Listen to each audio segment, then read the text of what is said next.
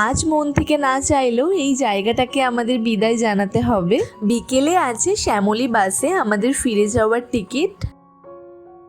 নমস্কার, আমি দেবলীনা। আমার চ্যানেল সিম্পল লিনাতে আপনাদের আরও একবার স্বাগত জানিয়ে আজকের ব্লগটা শুরু করতে চলেছি।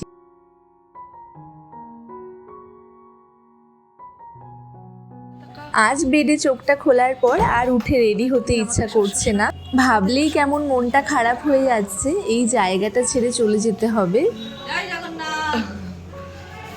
তবে হাতে একটুও টাইম নেই, তাই উঠেই ঝটপট রেডি হতে হয়েছে। জাস্ট কয়েকদিনেই এই জায়গাটাতে এতটা কমফোর্ট জোন তৈরি হয়ে গিয়েছিল, ছেড়ে যেতে সত্যিই মনটা খারাপ করছে। আর ওই দেখো নিচে আমাদের জন্য আমাদের বাস ওয়েট করছে। সবাই আমরা রেডি হয়ে রুম ছেড়ে রিসেপশনে চলে এসেছি। চলে যাওয়ার সময় এটাই বলবো, এইরকম প্ল্যান যেন আমরা বছরে বছরে করতে পারি। তবে কি বলতো, সবসময় সিচুয়েশনও এক থাকে না, আর সবসময় ভাগ্যও সাথ দেয় না। তবে আমি আর বোন শেষ পর্যন্ত চেষ্টাটা তো করবই। আজকেও আমরা আশেপাশে কয়েকটা স্পট ঘুরবো, যেগুলো বাকি থেকে গেছে আগের দিন। আর আজকে আমার সঙ্গী হয়েছে ছোট ভাই। কিছুটা যাওয়ার পরই আমরা নেমেছি একটা মন্দির দর্শনে। তবে এই মন্দিরটায় ফোন অ্যালাউড ছিল না। তারপর চলে এসেছি আমরা আরও একটা মন্দিরে। এটা তোমরা কোথায় এসেছি বলো তো? আমরা এসেছি গুপ্ত বৃন্দাবনে, যেটার ভিডিও রিলস আমরা এত দেখেছি। পুরী আসার প্ল্যান হওয়া থেকেই আমাদের মাথায় ছিল গুপ্ত বৃন্দাবনে আমরা আসবই। এখানে আসার ইচ্ছা আমাদের প্রত্যেকেরই ছিল। ঢুকতেই তোমরা দেখলে গণপতি দেবকে, তারপরেই ছিল জগন্নাথ দেবের একটা মূর্তি, তারপরে কিছুটা যেতেই ছিল রাধাকৃষ্ণের মন্দির। কিন্তু এখন গেট বন্ধ আছে, তাই তোমাদের মূর্তিটা ভালো করে দেখাতে পারছি না। আর দেখো মন্দিরের ভেতরে পুরোটা জুড়ে কি সুন্দর সুন্দর রাধাকৃষ্ণের সব 3D ছবি। বেসিক্যালি এই জায়গাটাকে আমরা গুপ্ত বৃন্দাবন বলে চিনলেও এই জায়গাটার নাম হলো শ্রী গৌর বিহার আশ্রম। সত্যি এই জায়গাটা ঘুরে দেখার মতো, এত সুন্দর করে সাজানো। এখানে মাঝখান দিয়ে রাস্তা আর চারপাশ দিয়ে বাগান, আর বাগান জুড়েই আছে বিভিন্ন দেবদেবতার মূর্তি। আর তার সাথে ভগবান শ্রীকৃষ্ণের বিভিন্ন সময়ের প্রতিচ্ছবি এখানে তুলে ধরা হয়েছে। পুরো বাগানটা সেফটি অ্যান্ড সিকিউরের জন্য এখানে পুরোটা নেট দিয়ে বাঁধানো।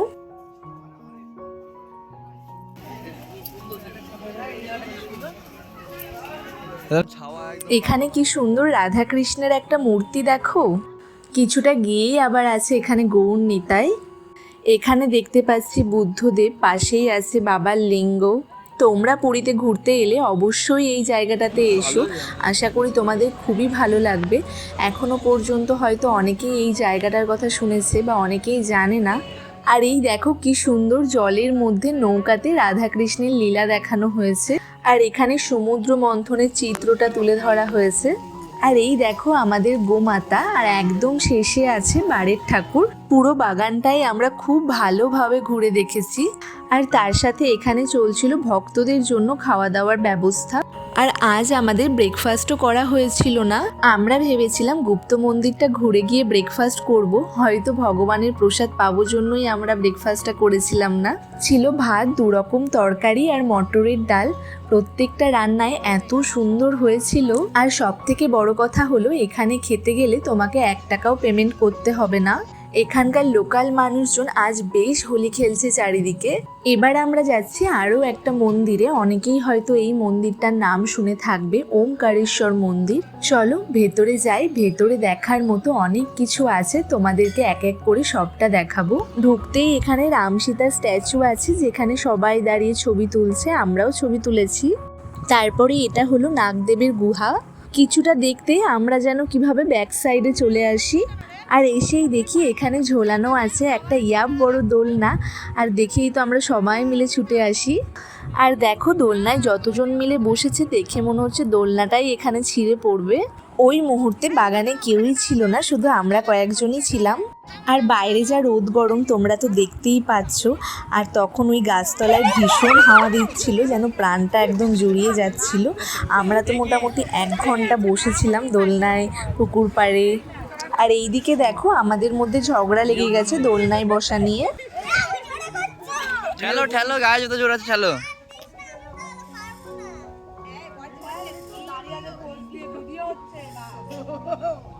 এইদিকে দর্শকগণ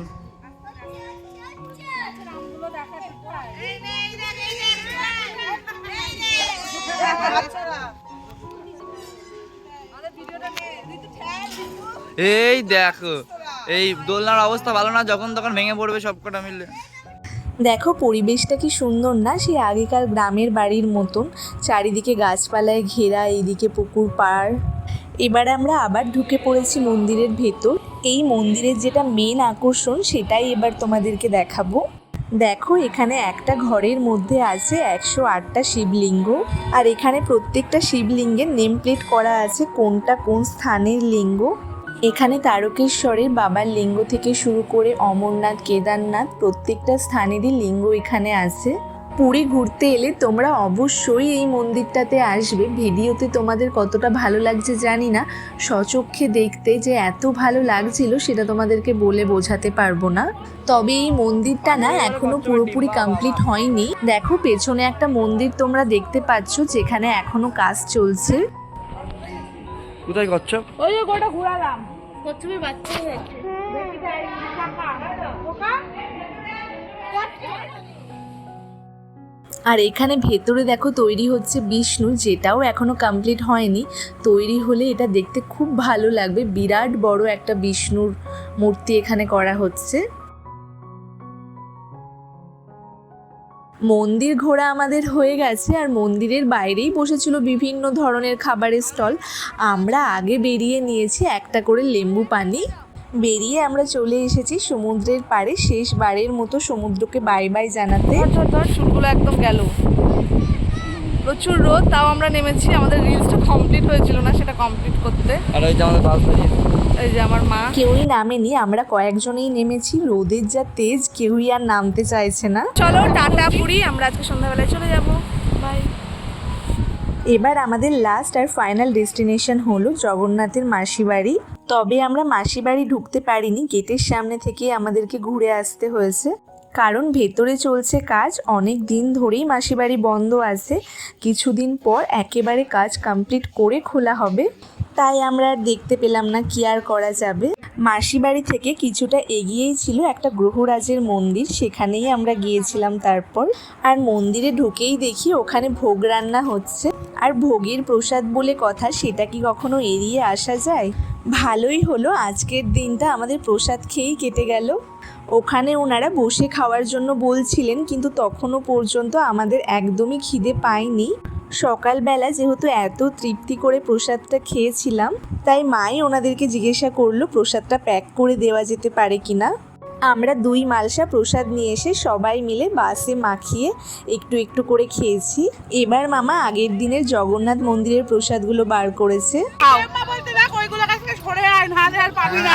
সত্যি মা ঠিকই বলেছে, মামা আমাদের দিক থেকে মালপোয়াটা দেওয়া শুরু করেছে। সেই মালপোয়াটা গিয়ে মাদের হাত পর্যন্ত পৌঁছাবে কিনা সেটা নিয়ে সন্দেহই আছে। প্রসাদে মালপোয়া, গজা যা ছিল সবাই মিলে আমরা সাবার করে দিয়েছি। না, তবে বাড়িতে প্রসাদ নিয়ে যাওয়ার জন্য কিছুটা গজা রেখেছি। এইবার আমাদের অবস্থা দেখো, এখন ঘড়িতে বাজে 3:30 মতন। আমাদের প্রত্যেকটা স্পটই ঘোরা কমপ্লিট, শুধুমাত্র জগন্নাথ দেবের পিসি বাড়িতেই যাওয়া হলো না। আজ বোধহয় বন্ধ বা কোনো একটা সমস্যা ছিল, সেই কারণেই যেতে পারিনি। এইবার আমাদের বাস আছে সেই 6:30টার সময়, আর জগন্নাথ দেবের মাসি বাড়ি থেকে পুরীর বাস স্ট্যান্ড একদমই কাছে। এইবার আমাদের 3 ঘন্টা এইভাবেই বাস স্ট্যান্ডে ওয়েট করতে হবে। তবে আমরা আজ যে ট্রাভেলার বাসটাই করে ঘুরলাম, সেই বাসের ড্রাইভার দাদাটা ভীষণ ভালো ছিল। যতক্ষণ না আমাদের শ্যামলী থেকে বাস না দিচ্ছে, তিনি বলেছিলেন আমাদের জন্য ওয়েট করবে, কারণ ওই বাসটাতে আমরা আমাদের লাগেজপত্রগুলো রাখতে পারছিলাম, প্লাস মাঝে মাঝে গিয়ে একটু বসতেও পারছিলাম। আমরা তো ভেবেই পাচ্ছিলাম না এই গরমে 3টে ঘন্টা কি করে কাটাবো। প্রথম দিকে আমরা অনেক প্ল্যান করছিলাম, দাদাকেও বলেছিলাম আমাদের এখানে ঘুরতে নিয়ে চলো, ওখানে ঘুরতে নিয়ে চলো, কিন্তু আজ যেহেতু হোলির দিন, তাই মল, রেস্টুরেন্ট সব কিছু আজকে বন্ধ। তাই অগত্যা আমাদের এই 3 ঘন্টা কোনোভাবে বাস স্ট্যান্ডেই কাটাতে হবে।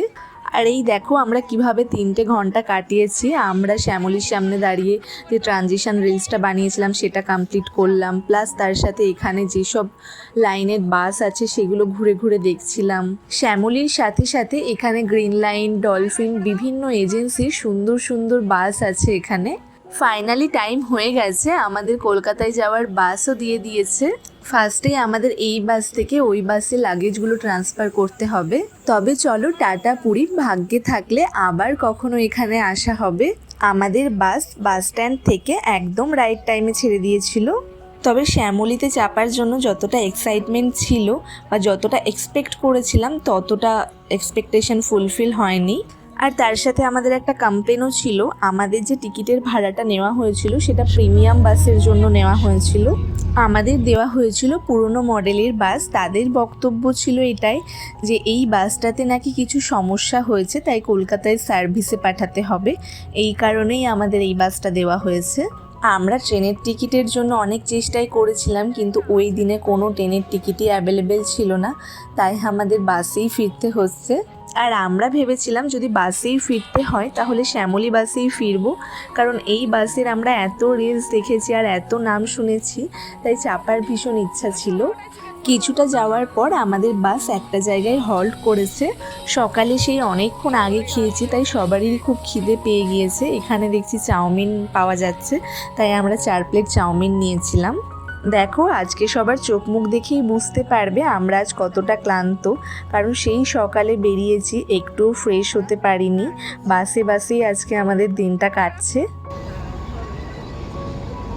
তাকাও তোমরা একটু,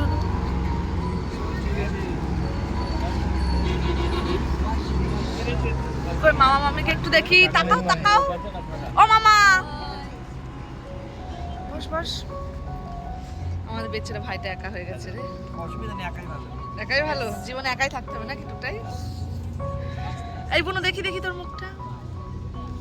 কাকার পেছনে ছিল শোয়ার সিট, কাকা এসেই ঘুমিয়ে পড়েছে, তাই আর গেলাম না কাকাকে ডিস্টার্ব করতে।